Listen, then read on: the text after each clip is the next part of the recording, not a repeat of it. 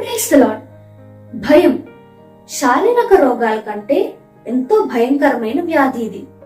చీకటి అంటే భయం, మరణం అంటే భయం, వ్యాధి అంటే భయం, ఏదైనా కొత్త పనిని స్టార్ట్ చేయాలంటే భయం.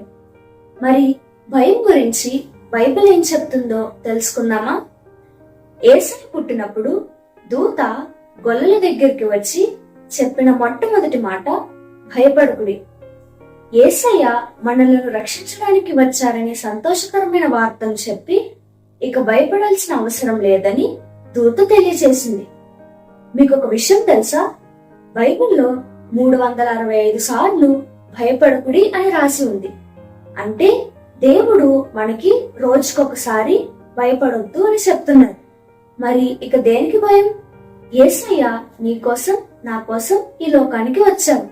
భయపడొద్దు, నీకు తోడుగా ఉంటాను అని వాగ్దానం చేస్తున్నారు. కాబట్టి ఈ రోజే భయం వదిలి దేవుని ధైర్యాన్ని పొందుకుందాం.